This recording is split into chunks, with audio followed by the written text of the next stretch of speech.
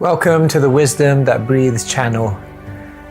Across all our platforms, we try to share wisdom which is relevant and accessible to everyone.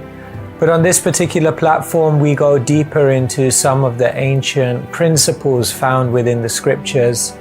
If you find some of the terminology difficult or inaccessible, then go over to our Keshava Swami YouTube channel where you'll be able to find other content which is perhaps more relatable. Thank you and enjoy the wisdom that breathes. Chakshurunmilitam yena tasmai Shri Gurave Namaha.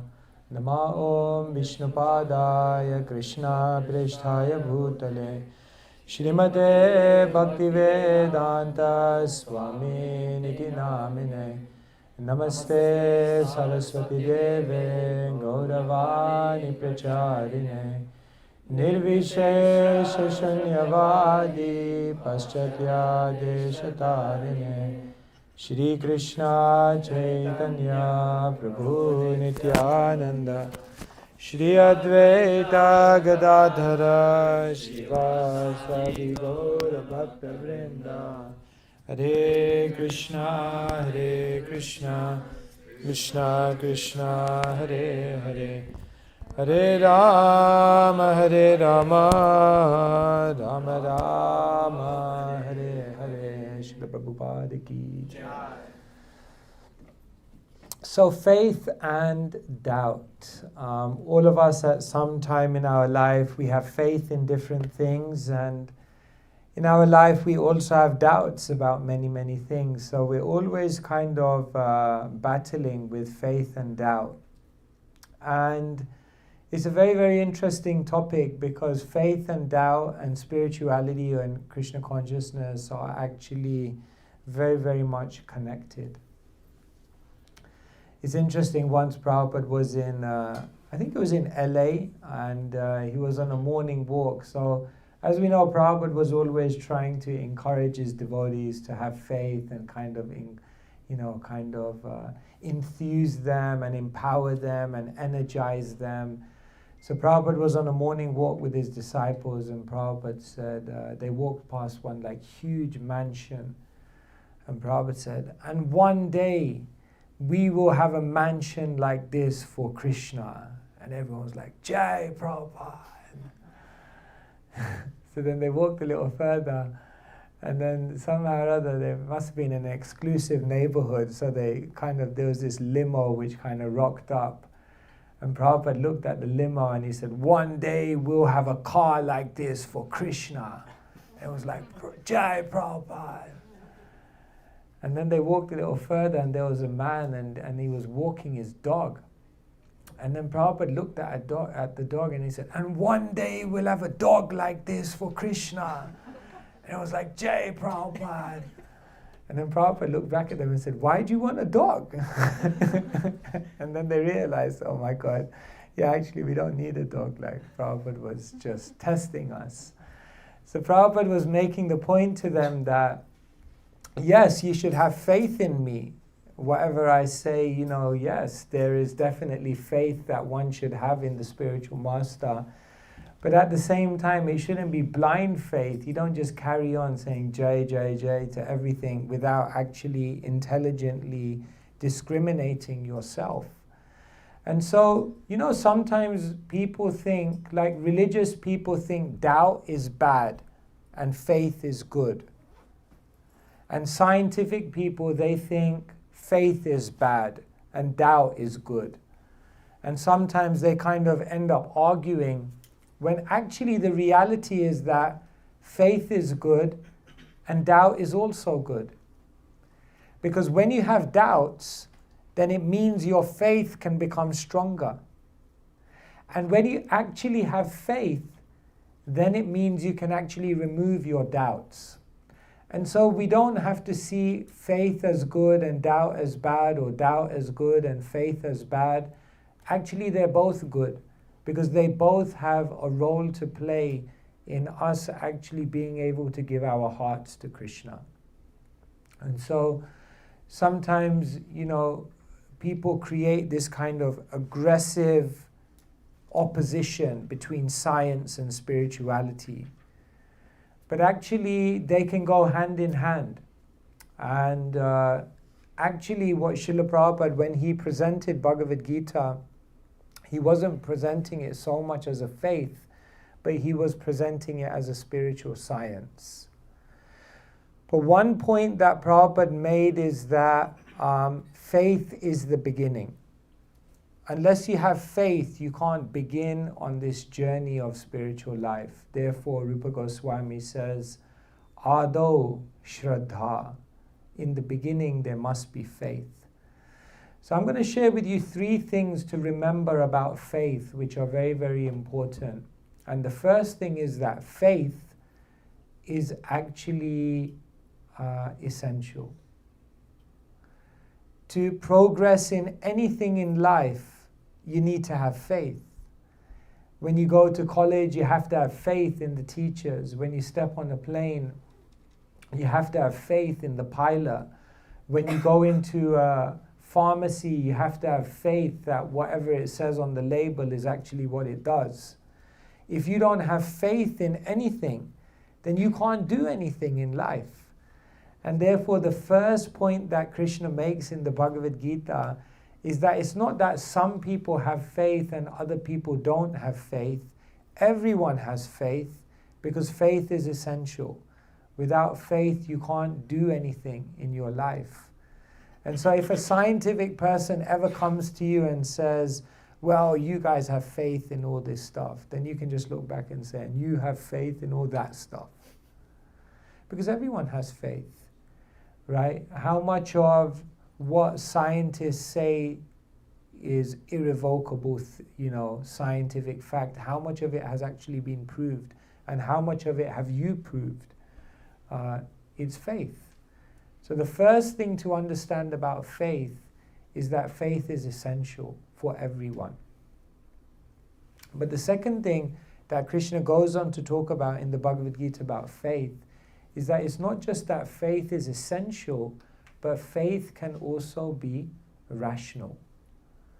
It's not that when you put faith in something, you're just doing it blindly. There are certain things that you can do, investigations that you can make, research that you can conduct, background information that you can gather that can help you to make an informed choice about what to actually place your faith in. And so in Krishna consciousness, we tell people, yes, we do have faith, but it's not blind faith. It's rational faith. It's logical faith. It's faith that's backed up by argument.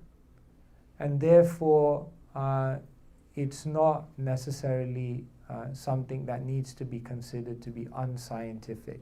So that's the second thing to understand.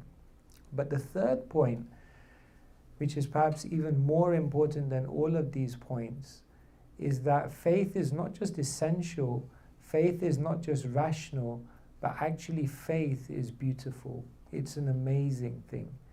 Because the moment you have faith, that means you open yourself up to discover something which is beyond your current perception. If you never have faith in anything, if you constantly doubt and you're not able to put faith in that which is beyond your perception, then you can never discover that which is beyond your perception, and therefore you never grow, you never evolve, you never discover the potentiality of what is out there in the world. And therefore, those who are actually able to put their faith in things are the people who experience the most magical and the most mystical lives. Because it's in their lives that they begin to see things that other people don't see. They begin to experience things that other people never encounter, because those people don't have that heart to put their faith in something. So these are 3 very, very important points.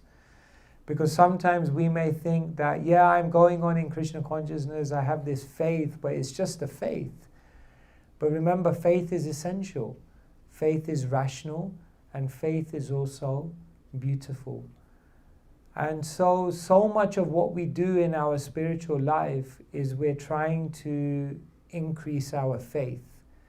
Because the more your faith is increased, the more you can give your heart to something, Krishna consciousness in this case, and the more you give your heart to it, the more you will experience it as a reality in your life. So how do you increase your faith? There are 3 things which you can do to basically increase your faith. The first thing is philosophy.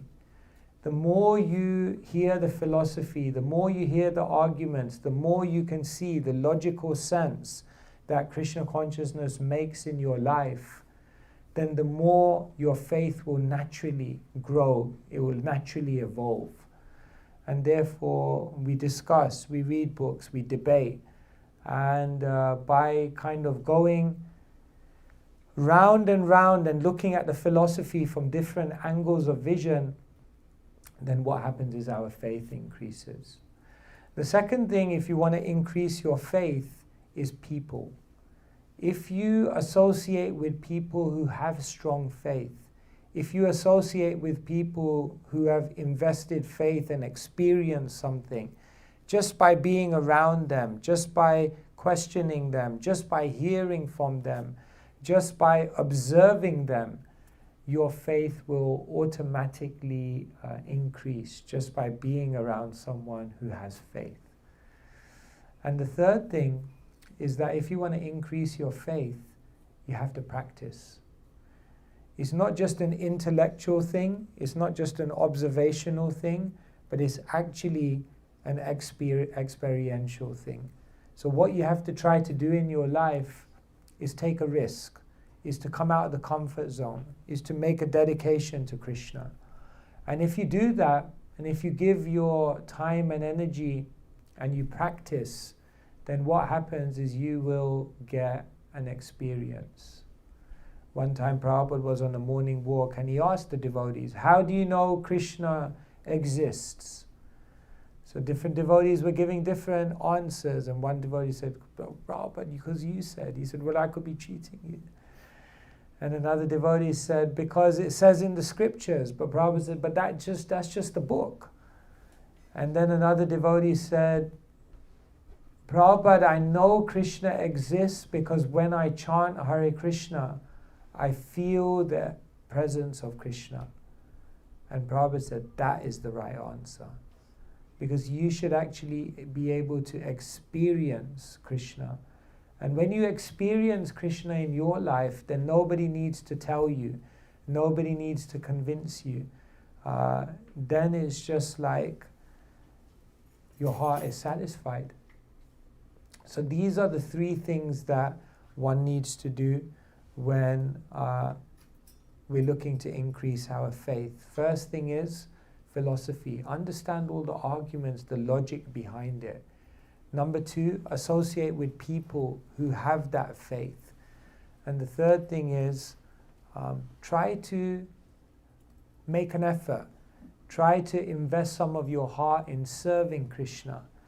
And if you do that, then what will happen is you'll get an experience. And when you get an experience, it doesn't matter what anyone else says, you will know in your heart, no, Krishna acted, Krishna reciprocated, Krishna intervened in my life. And that gives you very deep faith. Now, what to do when you have doubts? That is also explained in the scriptures. Remember, doubts are not a bad thing because doubts can often increase your faith as well. So the first thing to do when you have doubts is discuss them. If you feel that there's something which doesn't make sense to you, it doesn't sit right with you, if you feel that there's something which is a block to you giving yourself in this spiritual journey, then it's very, very important to discuss those doubts.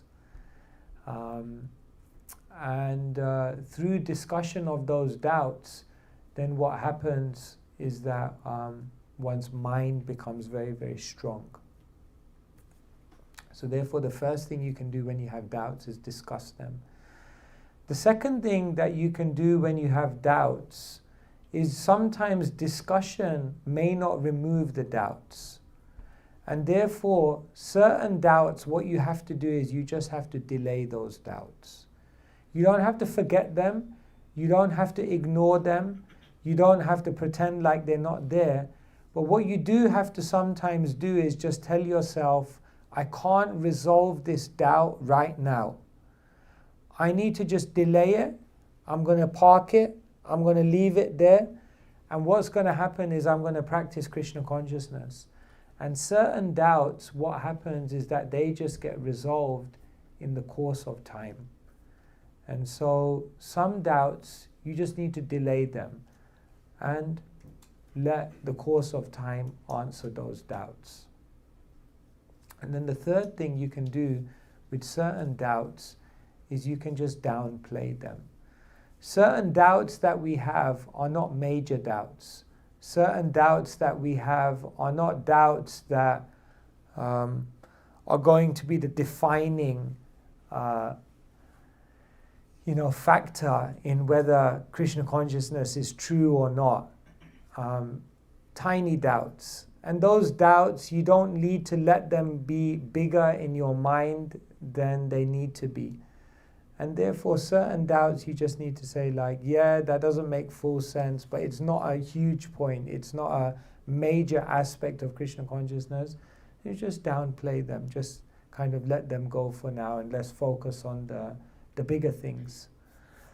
And so like this, Krishna explains in the Bhagavad Gita the whole landscape of how to increase your faith and how to remove your doubts. And if you increase the quality of your faith, then what will happen is you can really experience Krishna consciousness. See, every one of us in this room, we all have faith, but we all have a different quality of faith. So it's explained in the scriptures that there's 3 qualities of faith. One type of faith is known as Lokika Shraddha. Another type of faith is known as Baladut Padita Shraddha.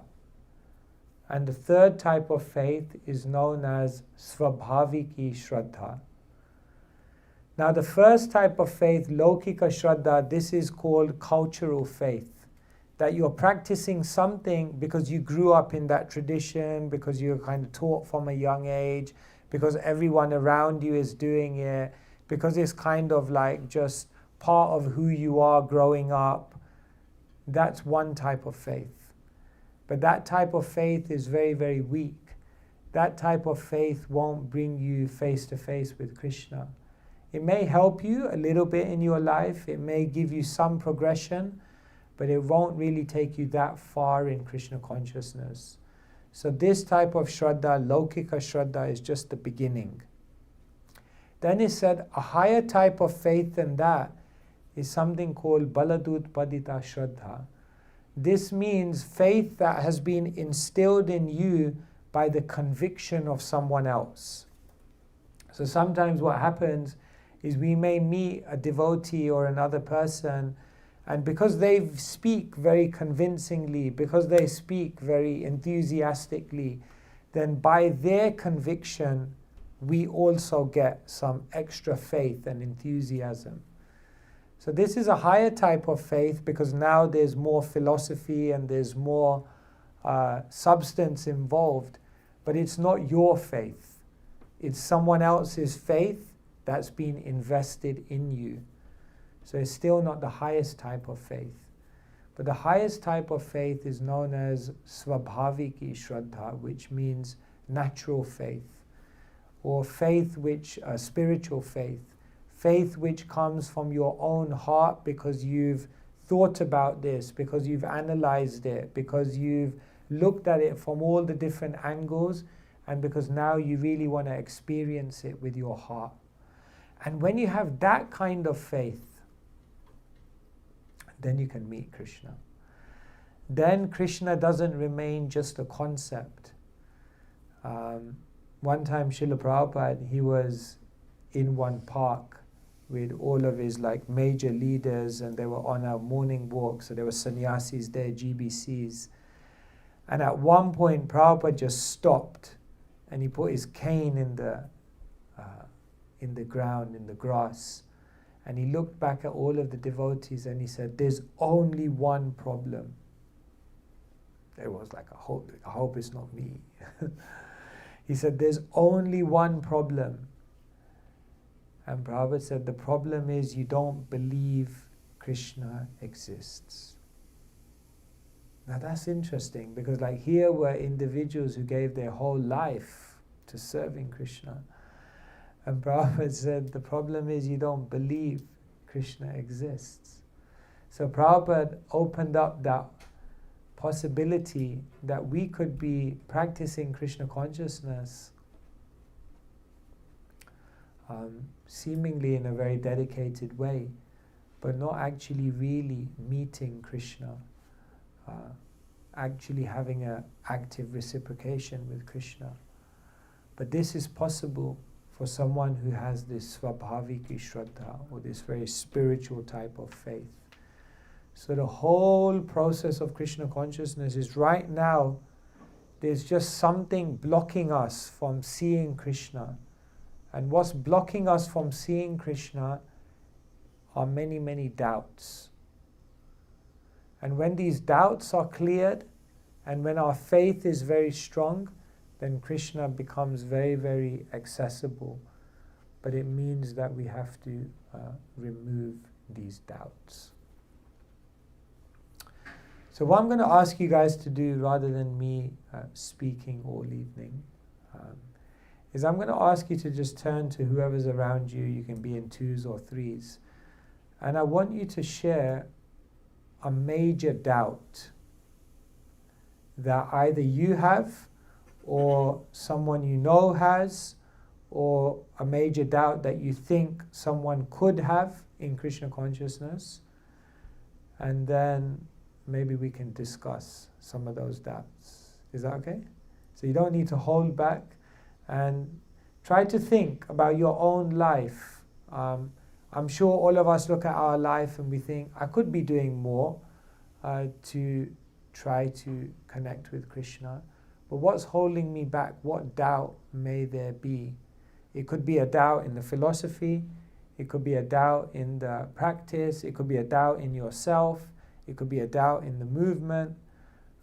It could be a doubt in anything. What is it? What doubt do you think could be holding us back from going further?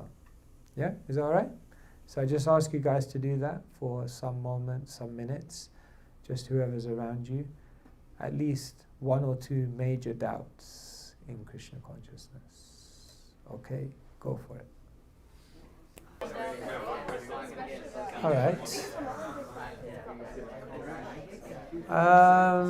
So that's good. You discussed some of your doubts. So what I was thinking is that you can maybe raise some of these doubts. I'll try and respond to them. But I don't want you to give me an easy time. Then you can tell me like, no, I don't think you answered it. So you can also come back to me like that. Is that okay? So then we can try to see, like, explore some of these doubts a little bit deeper. Yeah, so anyone want to begin with any doubt? Okay, there you go. Quick off the mark. So like everything goes back to the scriptures. They're like, the Guru Maharajas are right because they're following the scriptures, and you should always follow the scriptures. But how do you know that there hasn't been any interpretation to the scriptures? Or how do you know if the scriptures are even right? Okay, so one doubt is that we keep talking about going back to the scriptures. Everyone's teaching from the scriptures, but how do we know that the scriptures are authentic? How do we know they're right? How do you know they haven't been changed? Like that, basically. So my simple answer to that is that we don't. But that's not a problem. We could also say, remember, whatever we doubt about Krishna consciousness, we could also doubt about anything else in the world as well. For example, of course, nowadays nobody uses it, but for example, an A to Z or a map, someone could also doubt, how do I know this map is true? How do I know that someone hasn't changed it? You could try and analyze it, but the ultimate way is to use the map to go out into the world and to begin trying to follow it and then see whether it actually leads you to where it says it will lead you.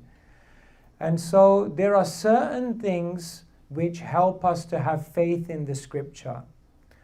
For example, scriptures have been passed down. There are manuscripts. For example, we read the Bhagavad Gita, and the Sanskrit of every Bhagavad Gita is the same. It doesn't matter whether it's a Mayavadi one or a Vaishnav one. We see that the Sanskrit is the same everywhere. So that gives us some faith that, okay, there seems to be some uniformity here. Those books were passed down. That gives us more faith. They're a line of teachers. Then we see people who are practicing those books and who seem to be very close to God and who seem to be experiencing what those books say. That gives us more faith. But the ultimate thing that gives you faith that these books are true is because when you live them, when you practice them, when you apply their teachings in your life, it works. And so the ultimate proof of the pudding is in the tasting. And so, again, it's not that we have blind faith in the Shastra. There are rational things which make us believe like, it seems like these are true. But we can never be 100% sure just on intellectual argument. We ultimately have to experience it. Is that okay? Anyone want to, just on this point, anyone want to ask anything else about scriptures or... On scriptures, yeah. I've sometimes thought that, like, you hear about book writers like Tolkien, Lord of the Rings, or like George R.R. Martin, like Game of Thrones. Like, the worlds that they create are so fantastic, and there's actually quite a history, and these writers have even created languages and created histories that, to me, like, are sometimes even more impressive than like the generations of kings that we hear about in Bhagavatam or things like that. So I've sometimes wondered, like, if a human in modern times can do that, write that, why couldn't someone just do something similar with the Shastra? Yeah, so say for example, now you see some of these sci-fi novels or, even like, even the kind of stuff that AI can do and generate. So if that can be done by humans, if humans can create AI which can come out with all this like amazing kind of narratives and descriptions, and then, what was to say that, there is something higher out there, even humans can do it. But the point here is that Shastra is not just story. The story and the narrative and the kind of what some people would say mythology of it, that's just one dimension of it. But what makes the scriptures really special is that when you apply them in your life, they actually create tangible change. They actually change people. They change people's consciousness. They change your character. They change your perception and make you able to experience higher dimensions of reality. Now, someone may say, well, that's just all in your mind. But it's not just all in your mind, because someone reads a book and they change their whole life. That everyone can perceive that. That's amazing. And so, yes, while there are many, many fictional novels out there which are perhaps just as fascinating in their descriptions as Puranas or stories from the Vedas, the other aspect of the Vedas is it actually functionally changes people, which is something much deeper. Is that right? Okay, good. Another doubt? Was that? Yeah. Add on to the Okay. last one. Yeah. If that's okay. We still see that even with some fiction books, that someone will read one and it can also have a great impact on their life. It can also change their character, change their habits, change their activities. So how can that be used as like a criteria for proving like the authenticity of like a text, like the impact it has on someone. Because I can like think of like different examples of in like my life or in like the lives of my friends after reading like say like The Alchemist, for example, like Paulo Coelho. Now it's like yeah, like I have to pursue like my destiny, like follow my heart, and then they make like a shift in their behavior and in their activities in a similar way. Yeah. Yeah, I mean, again, it's very individual. Like, no one can, the ultimate proof is just the proof of your own experience. So that's your own experience. Like, we are all individuals, we experience different things, and then we have to make a decision on what we deem to be true. But what you will find is in the history of the world, I don't think you can find many books. I'd be open to hearing from you if you would like to tell me a book. But I can't think of many fictional books which have stood the test of time and which thousands and thousands of people keep going back to because it has incredible transformational value as compared to religious or theological or spiritual books. Like the Bible, the Quran, the Bhagavad Gita, kind of revealed scriptures. Clearly, in my mind, there's something more to them because they stand the test of time. Over generations, people continue to keep going back to them again and again and again. A fictional book, why can't someone make a religion out of it and perpetuate for generations? It just doesn't work because it doesn't have the same impact, it doesn't have the same substance. So yeah, definitely books change people. You go in the world today and you go into a bookshop and there's so many books on self-development and they help people. But the depth and the pervasiveness with which spiritual books impact and change people, that is way beyond what self-development or other books do. And the proof is that self-development books generally don't last that long. They last maybe a few decades, and then people have new ideas. But people keep going back to religious, theological books. Why? Because there's something more there. Is that? That's good. Yeah. Okay, yep. Krishna Maharaj. So, I had a doubt of, I guess, where people, not people, or many devotees who are stuck in a comfort zone or around a group of devotees or friends who've been together since a young age, and they're in a comfort zone where they only want this group of devotees, and it's hard for them to invite new devotees who are still learning about Krishna conscious movement, and it's hard for them to invite them in. So what can we as devotees who are like stuck in this comfort zone try to bring them in and associate with them so they don't feel left out as well? Yeah, okay. You see, bhakti is an incredible commodity because it's completely different to anything in the world, because the more you give, the more you get. If you help people in Krishna consciousness to awaken their bhakti, your own bhakti increases. If you share your knowledge of Krishna consciousness with others, your own realizations deepen. If you try to help other people solve their problems, you look at your own life and your own problems will disappear. And if you actually try to bring happiness into other people's lives, you'll experience a joy which is way beyond any kind of selfish endeavor that we may go on. And so a devotee has this kind of very magnanimous, very open-hearted mood where they want to bring everyone in.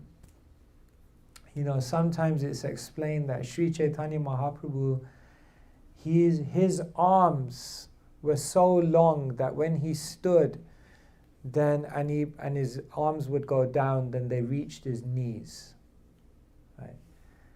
You can do this test at home when you go.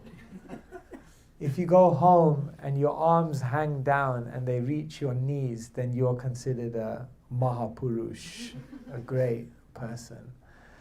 So with these arms, these huge arms, it said that they weren't just huge arms, but they were metaphorically, what Mahaprabhu was doing is he was embracing the whole world. Mahaprabhu didn't just have his inner associates, but then he associated with everyone in Puri and Vrindavan. But Mahaprabhu didn't stop there with the Vaishnavas. With the Gaudiya Vaishnavas, he interfaced with all the Vaishnav Sampradayas. But then Mahaprabhu didn't even stop there. He interfaced with even the Mayavadis. But Mahaprabhu didn't even stop there. He interfaced with the Buddhists, the Muslims. But Mahaprabhu didn't even stop there. He even embraced the animals and Jarikanda. So you see, Mahaprabhu's arms were so big that he was bringing everyone in. So this kind of, if we're really the Krishna consciousness movement, and if we really want to expand our bhakti, then we exude that welcoming, inviting openness by which we want everyone to have an opportunity. And so, yeah, we need to embrace that. And it doesn't have to be like a difficult thing. It's actually a beautiful thing to bring everyone in like that. Does that help? Yeah. So what you were saying, like, if you are like a real devotee, or like you have like authentic bhakti, then you would be wanting to like, you know, like be super inviting and everything. And like there are like certain qualities that like Vaishnavas have. And so we see like sometimes at like the temple or like communities, like ISKCON communities, there are like devotees who have been practicing for like a really, really long time, but then they just like leave the community, or like some people just like leave the community because they're like, this community, like it's toxic, or like they're too judgmental and stuff like that. So what are your thoughts on that? Like, okay, so that's a doubt for you. Like, so that could be a doubt that if this is so good, if this is so spiritual, if this is so transformational, then why is it that in our communities people aren't nicer? Yeah. And also We've all wondered that at some point. Yeah, and also like people who have been in it for like so long. Yeah, why haven't they changed? Like Why that. did they leave? Oh, why did they leave? Yeah. Okay. So let's deal with the first one first, and then. So why haven't people changed? Even though they're practicing Krishna consciousness, why haven't they changed? Why aren't they like, tolerant, compassionate, kind, empathetic? Why don't they have all these qualities? These guys have been doing it for ages. So the first thing is, the other question you could ask yourself is, what would they be like if they weren't in the Krishna consciousness movement? That's also like an interesting consideration. Like we may say, like, look at this person, they're here and the ideal is here and they're so far away. Like clearly Krishna consciousness is not working. But if it wasn't for Krishna consciousness, they may not be here, they may be down here. So that's the first thing to understand, that, Krishna consciousness changes people, but everyone is starting from a different point. And therefore, we can't expect everyone may be making this much advancement, but that doesn't mean everyone's going to be there, because we all start at different points. So that's the first thing to realize. The second thing is that practicing Krishna consciousness means practicing with a certain quality. So this is not a mechanical science that if you put in the years, if you put in the rounds, if you ticked all the boxes, then you should get the result. Because it's not so much about that, but it's the love and the devotion and the attention and the quality with which you do it. And therefore, although we respect people who have been practicing Krishna consciousness for many years, that in itself is not a guarantee of advancement. Because it's not the years of life, the years in your life, but it's the life in those years. So that's another thing to that we should not be like, oh, person's been around for X amount of years, therefore definitely they should be. No, it depends on the quality. So that's the second thing.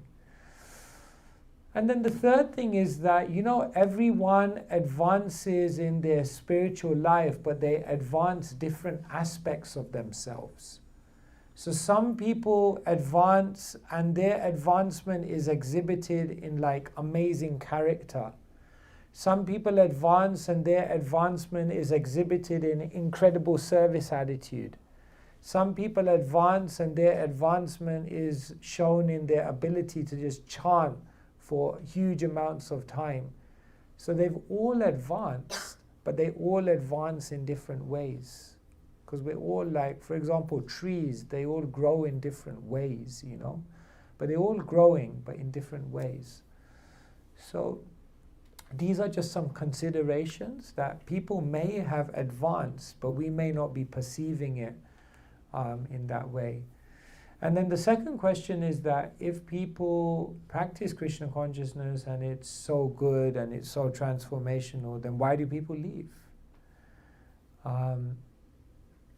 Personally, I don't think anyone ever leaves the Hare Krishna movement.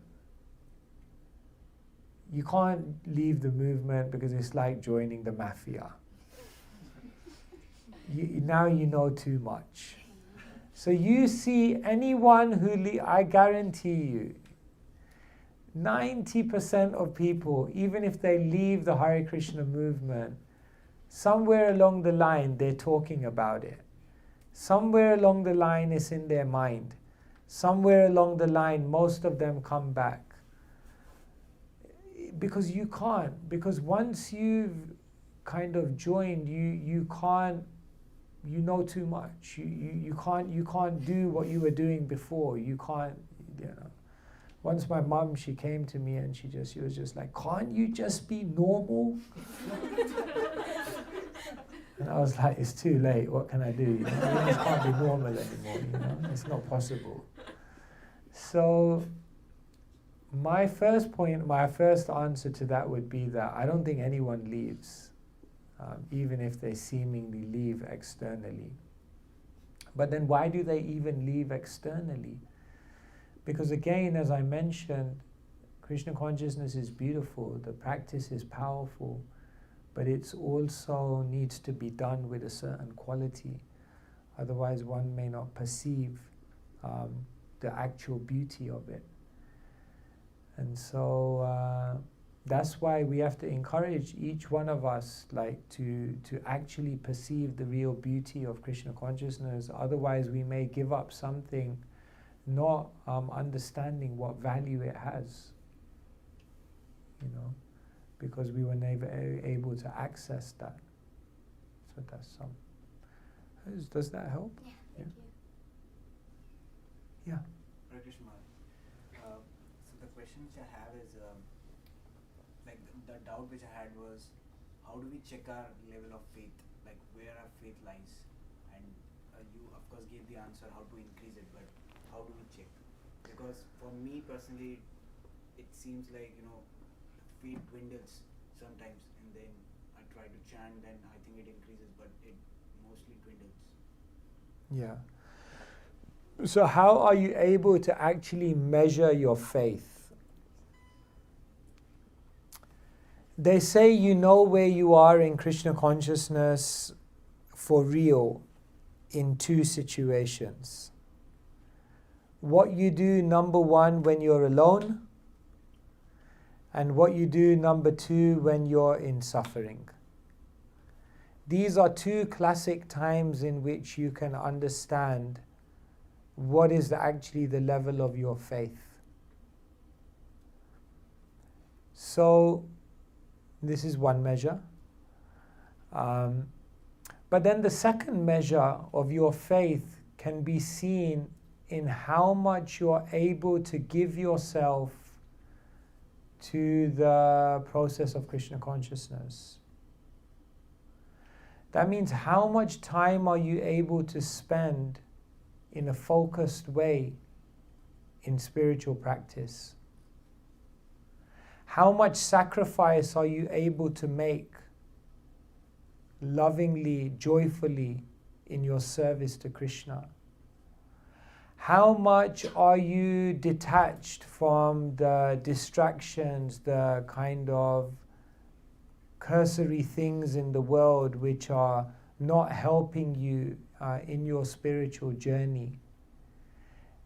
According to how you answer all of these questions, you can begin to understand what is the quality of your faith.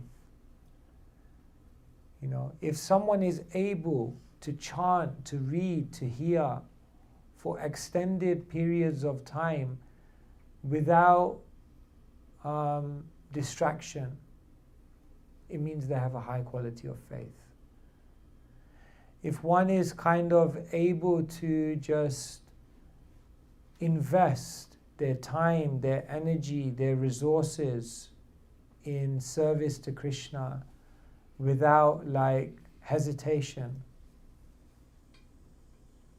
then you can understand they have a high quality of faith. If one kind of looks at the things of the material world, the pleasures, the allurements, and is kind of like not phased, they have a high quality of faith. So these kind of things can also help us to assess.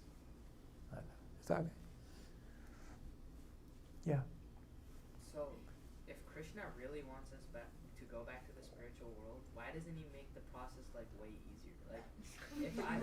Like, if I say like, Krishna, take me back to Goloka, like why doesn't he just come down and take us back? Like, why do we have to do so much like chanting, like fasting, like all of that? So why doesn't Krishna just take us back like that in a flash? So actually, if you think about it, it's all relative. You can go back in a flash.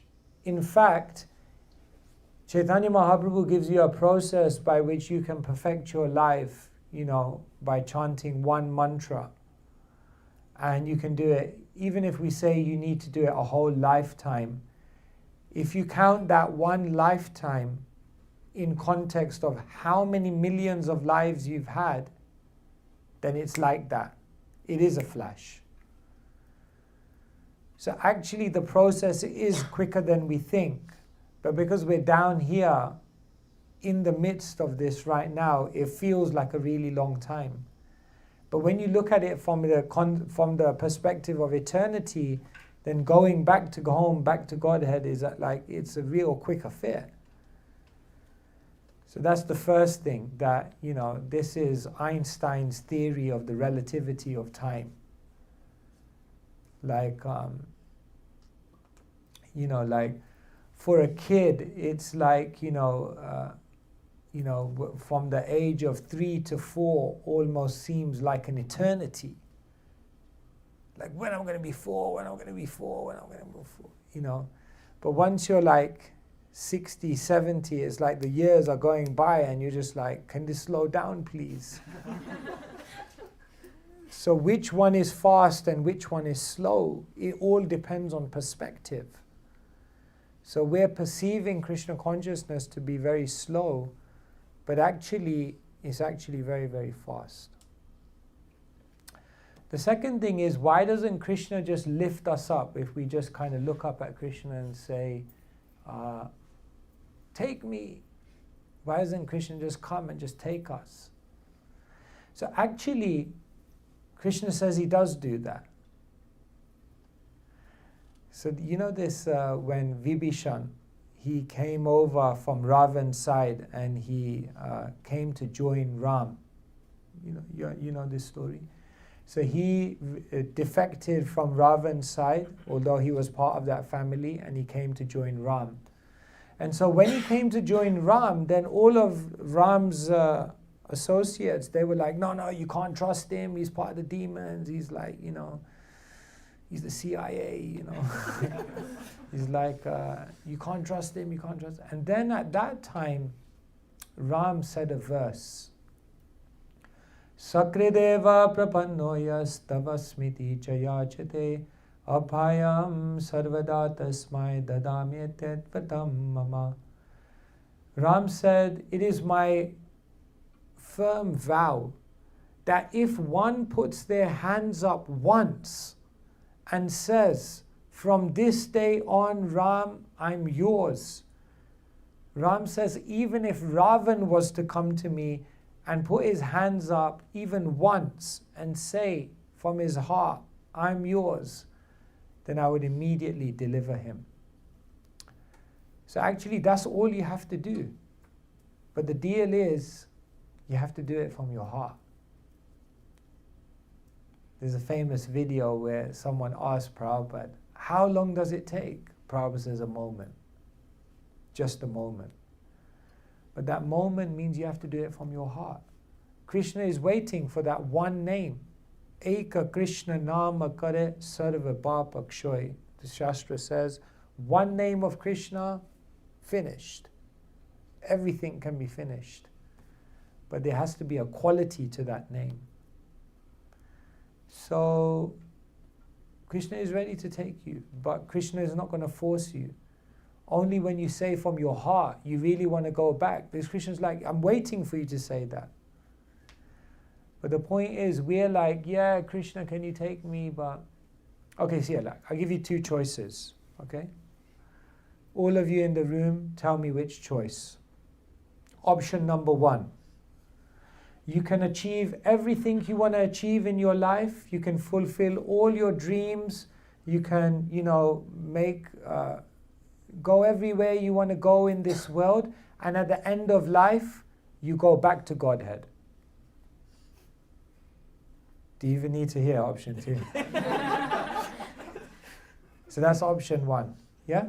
Everything you want, achieve everything, and at the end, I guarantee you go back to Godhead. Option number one. Option number two. Come back to Godhead now. This moment. Are you ready? This moment. Now. I'll take you back. Now. This moment. Which one? Option one or two?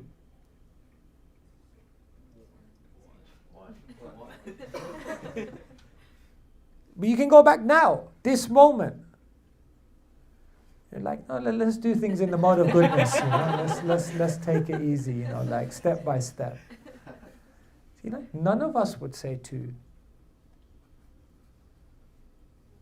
because in our heart we still have some. We want to be here. So you may say like, yeah, why doesn't Krishna just take me? I want to be with him. Krishna's like, yeah, let's go. But in your heart, you don't want to go. We don't want to go. Therefore, Krishna's like, he can't force you. But the moment you let go, then Krishna comes. But you have to learn that to let go. It's not so easy. So no one is keeping you here except yourself. We are the prison maker, we are the prisoner, and we're also the prison keeper. We made the prison because we desired it. We're in the prison, we're the prisoner. But the amazing thing is, we're also the prison guard, because we can also free ourselves from it as well. But do you want to?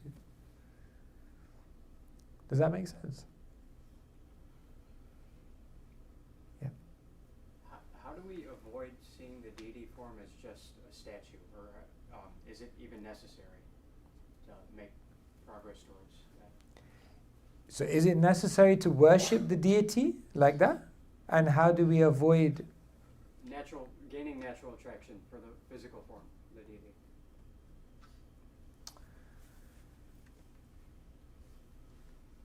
The deity is an opportunity that Krishna is giving for you in your embodied state to begin interacting with him in a very, very tangible and personal way. What you're basically doing when you worship the deity is you're recreating what actually happens in the spiritual world, but right here in the physical realm. So what happens is, why do we have artis at certain times in the day? Because in the transcendent world, in the spiritual world, at these time junctures, major things are happening in the spiritual world. So when you worship the deity, what you're actually beginning to do is you're simulating your life with Krishna in the spiritual world. And so it's very, very powerful, because what it helps us to do is reawaken our memory of who we are, how we connect with Krishna and relate to him. How do we appreciate it? How do we stop just seeing the deity as like seemingly in a material way? That means you need to interact with the deity in a more personal way. You need to actually speak to Krishna. You need to actually open your heart. We need to treat Krishna like a person. Because Krishna says, Ye yatha mam prapadyante, as you surrender unto me, I reward you accordingly. So, if we treat Krishna as a person, then Krishna relates to us as a person. And then one can have a very incredible relationship with the deity, very, very special. And therefore you see, you go to Braj today and devotees, they have their deities and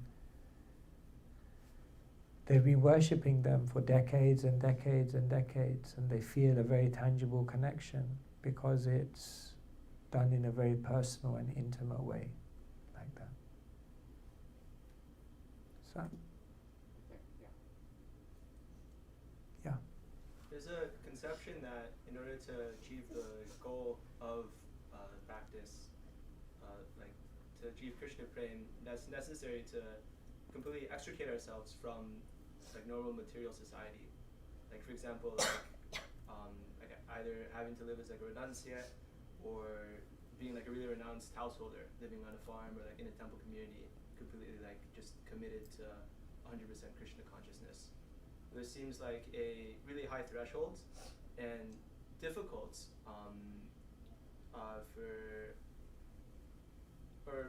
I'll reword that. It seems inaccessible.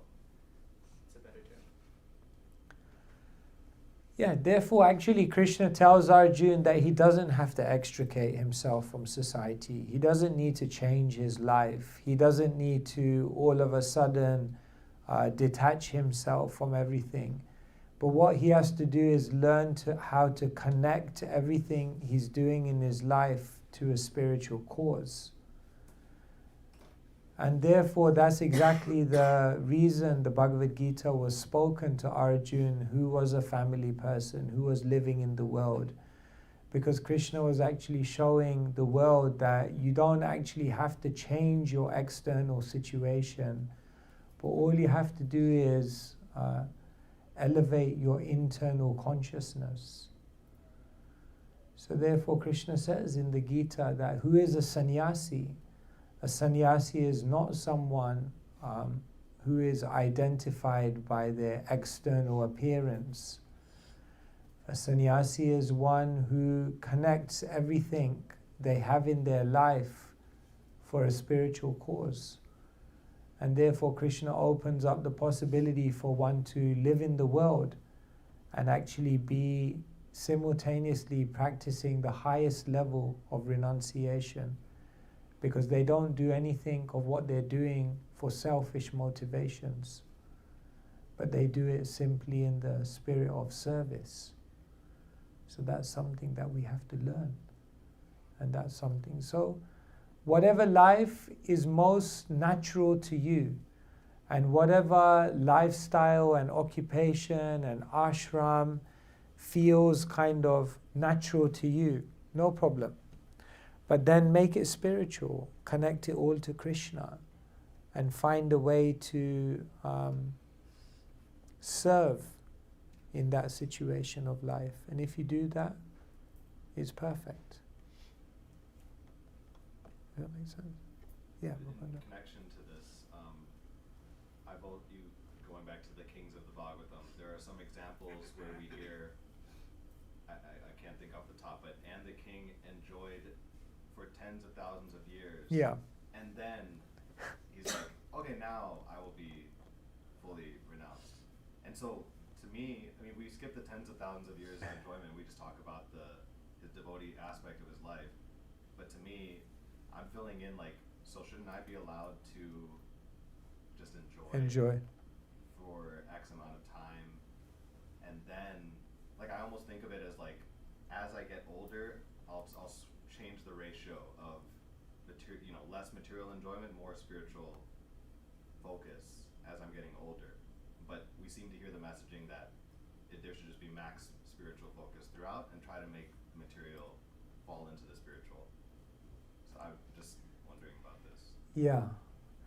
So that's a good question. So we have the Bhagavatam, and the Bhagavatam talks sometimes about kings who have had I'm repeating the question because sometimes it's... the Bhagavatam sometimes talks about kings who seem to be very saintly, and at the same time we hear about them enjoying, everything, for tens of thousands of years, and then they go back to Godhead. Whereas when we teach Krishna consciousness, it's almost like don't enjoy, just focus on your spiritual life and get out of here. The first thing is I would say, I don't think we do say that in Krishna consciousness. Like we encourage people to have healthy family lives, to kind of have children, to have, enough recreation. I think in Krishna consciousness we also have a lot of fun as well. So it's not like all like intense detachment and giving everything up. I think definitely there's room to be in the world and just have a kind of joyful life and simultaneously connect it to Krishna. I think that's absolutely fine. So that's one aspect that definitely that can be done. The second thing is to realize that different kings are sometimes representing different levels of realization.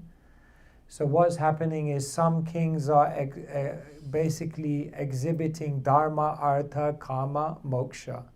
And that kind of progression, that you live a dharmic life, you enjoy your senses in a dharmic way, and then eventually you detach yourself from it, and so they're kind of almost giving that whole life cycle. But what our acharyas sometimes teach is that the danger in Kali Yuga is because we are so weak-minded and because we're so susceptible to being sidetracked and deviated. If we try to go back to Godhead doing that, we might get lost on the journey. And so what they do encourage us to do, because also lifespan is very short, is to just focus on grasping the essence immediately, so that we don't slip up on that journey back to Godhead. So we can also say it's a different approach for a different time, but we're living in a time when we need a much more focused approach because of the influences around us which could deviate and distract us like that. So I guess both of those perspectives are there. All right. Okay, I see a lot of hands. Okay, I just go for someone who hasn't asked a question. So like a lot of people worship God for like things like I want a Ferrari or I want a Bugatti. Bugatti. Yeah. Now they don't actually. They do get it once they grow up. But how do we know it's Krishna or it's not Krishna? How do we know that? So people worship God for things, and then they get it. So how do we know if it's actually Krishna who gave it to them or not? Everything is given by Krishna, because not a blade of grass moves without God's will. So, according to Krishna conscious understanding, whatever is given to us is either directly given by Krishna's hands or is given by Krishna's movements through the laws of nature, through the laws of karma.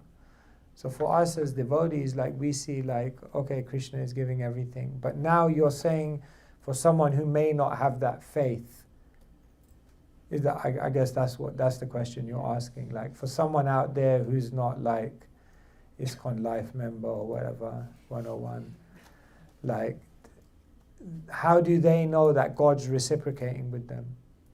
Is that the question? Yeah. Again, I would say that is also a matter of faith. It's a matter of them looking deep within their heart and saying, like, I prayed to God for this, and this is what happened in my life, and deep in my heart, do I feel that that was the direct intervention of God? Again, I don't think there's a way you can prove it, that this was Krishna. It just depends on one's own perception of, of that. Does that kind of make sense? Like, it's like say for example, I give you a pizza, and you eat it, and you're like, that pizza was amazing, and I'm like, prove it. So it's like, what would you do to prove to me that the pizza was amazing? Could you do anything to prove it to me?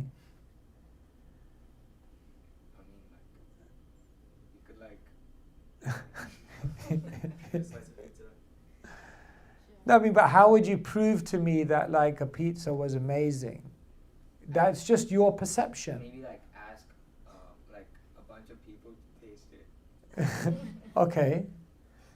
So we could ask a bunch of people to taste it, and if they all said it was amazing, then it's an amazing pizza. But then what if one person says it wasn't amazing? Then do we go with the majority, or like?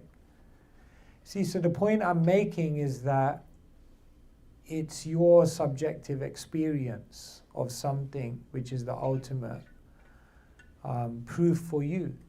There's no objective way to prove that Krishna was the person doing that, apart from your own faith, like that.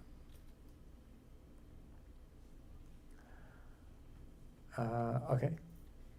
Maharaj, so I feel like a lot. First of all, they always say that Krishna consciousness is the best and fastest way to go back to Godhead. Yeah. And this like arguments they give can be applied to a lot of other stuff too. Like for example, earlier you said that like only religious books have survived the test of time, but religious books also include like the Quran or the Bible.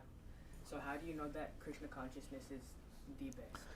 So how do we prove that Krishna consciousness is the highest? Theology. Yeah. So there are certain objective measures by which you can understand the evolution of a theology. Number one, the level of detail of philosophy. Number two, the relevance in all times, places, and circumstances. Number three, the accessibility for people from all stages of consciousness. Number four, the auspiciousness that it creates in that person's life and in the communities where that theology is practiced. Number five, the beauty, the poetic charm of that theology. Number six, the intimacy of their descriptions of divinity. So now if you take these objective measures, which theology has the most intricate philosophy that can answer the existential questions of life? Which theology gives you the most intimate knowledge of who God is, how God looks, what God does, the inner life of God? Which theology has the most beauty, poetic charm? When you begin to look on these objective measures,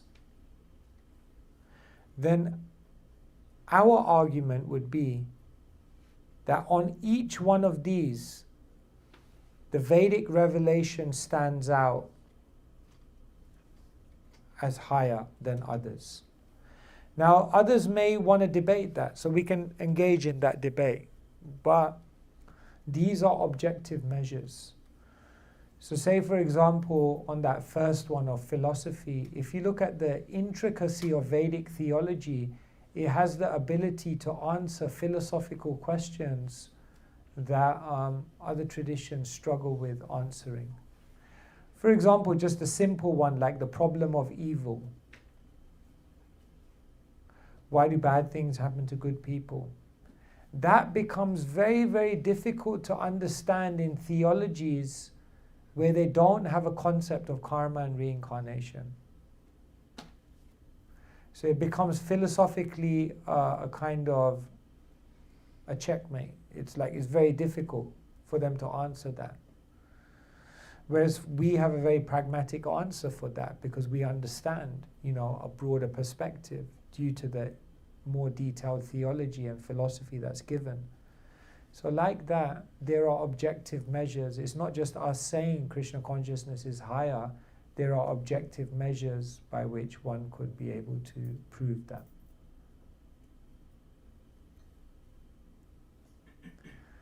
All right, I don't know how long we want to go. I was just going to say, maybe if we could do 2 more questions. 2 more, okay. One from, if there's any girls that have any, we can do maybe one from the girls and one from the boys. Let's get any new people that haven't gotten a chance yet. Okay. I have one more. So there are so many sampradayas, and there's also even in Vaishnavism, there's we read about Pushti Marg Vaishnavism where they worship Krishna as their son, and then in Vaishnavism, I went to Navadvip. I went to this temple and I was fascinated. It was kind of a play on ISKCON. It was International Society of Gaudiya something. But then why do we choose ISKCON when there's so many things that are so similar to what we believe? Okay, so there are so many other organizations and so many worshippers of Krishna, so why ISKCON? The first thing is, it's not that joining ISKCON is the only way to go back to the spiritual world. It's like at the gates, they ask for your ISKCON life membership card or something, oh no, So they can also be lovers of Krishna. They can also be pure devotees. They can also be individuals who have so much bhakti outside of our movement is very much possible. And we can respect that, we can honor that, and we can be inspired by that, and we don't need to feel threatened by that. It's beautiful. So why are we in ISKCON? We're in ISKCON because Srila Prabhupada was someone who brought the teachings of bhakti and made them accessible in the Western world in a way in which no one had done before. And so what Srila Prabhupada does is he makes the Bhagavatam accessible to us, he makes it understandable to us, and he also makes it applicable for us. And he basically, as an acharya, as clearly someone who's very, very empowered by Krishna, he gives us a very, very practical way by which we can awaken our devotion in this day and age. Now that's not to say that other teachers can't also help you, they can.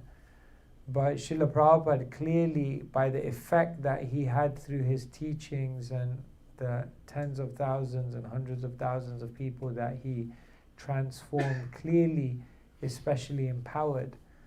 And so we, in that way, have a great reverence, respect, and chastity towards Srila Prabhupada for what he did and what he's offering. But that doesn't mean we can't respect and honor and appreciate and acknowledge those outside of ISKCON who also have love for Krishna. Is that? All right, so go with someone who didn't ask. Yeah.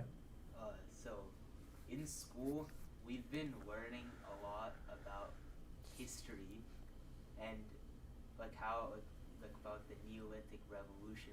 Before, people used to just eat meat and then all of a sudden they found out agriculture, and then slowly like civilization started growing. Before we were like hominids, things like that. And Prabhupada clearly says that we do not agree with evolution. So like how much of what I'm learning is actually true, and how do I like move on? None of it's true. They're all atheists. No, for sure, science has discovered certain things. Science has, we can't say science hasn't. Clearly, science knows so many things about the world. They can predict things. They have uncovered things. It's interesting, actually, if you look at the origins of science, science came from religion. The first scientists were actually theologians as well. And if you look at some of the most eminent scientists from the history of science, if you look at it, many of them say all we're doing through all our scientific work is finding out how God did his work. So science, again, doesn't have to be opposed to spirituality. They can actually work hand in hand. But there's a branch of science called scientism, which is systematically trying to take God out of the picture. And what they do in that branch of science is they extrapolate and they basically create a narrative way beyond the evidence of what they have to try to explain God out of the picture. So say, for example, with the evolution. So for example, if you read Dhruta Karmaprabhu's book, Michael Cremo, Forbidden Archaeology, then he shows all of this evidence which shows very, very clearly that there are artifacts, there are archaeological findings which show the existence of dexterous, kind of very able human beings, intelligent human beings, way before what archaeologists will tell us humans came about. So what happens to all of that information? He explains in his book that there's basically a knowledge filter. And what happens is that whatever knowledge comes to light that doesn't corroborate with the prevailing scientific theory, that knowledge is just taken out and sidelined. And so this type of science we have an issue with. Science which is trying to, you don't decide the facts to fit your theory, but you make the theory to fit what facts are out there. And what a lot of modern scientism does is basically creates a narrative which is trying to take God out of the picture, but it's based on extrapolation and generation of narratives for which they don't have evidence, actually. So we don't have to throw away science, we don't have to sideline it, we can accept it, we can honor it, but we can understand that it has its limitations and that it works within a certain boundary. So therefore, like science teaches you about matter, spirituality teaches you what matters. Science can improve things, spirituality improves people. Science answers the questions, spirituality questions the questions. Science can teach you the how and the what, spirituality will teach you the why. So you have to understand they're functioning in different domains. A scientist can never tell you why. Like say, for example, Socrates said this. He said, if the scientist comes along and says, we now know why the sky is blue. No, it's not possible.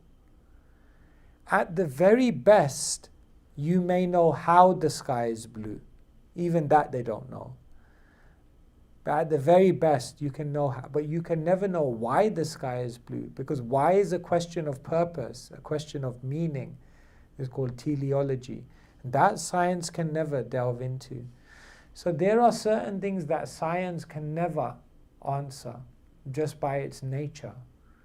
And therefore, science should stick to its realm Spirituality sticks to its realm, and then they work together instead of creating this aggressive kind of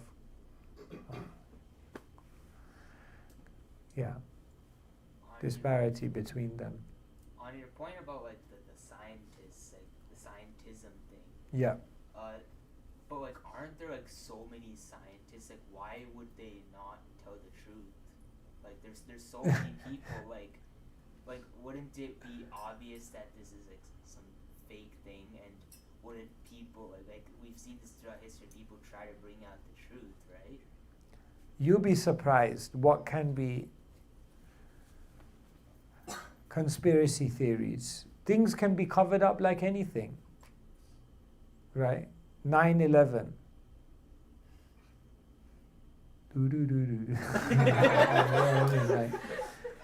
It's amazing. Even the fact that 9/11, that conspiracy theory could even be, and many people accept it now.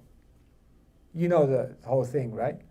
That 9/11 wasn't Al-Qaeda, that it was actually a creation by the UK government to, US government, US government to basically justify their foreign policy in the Middle East. In other words, the US did it to their own people, right? That's a conspiracy theory. Javed Swami does a whole seminar on it, if you're interested.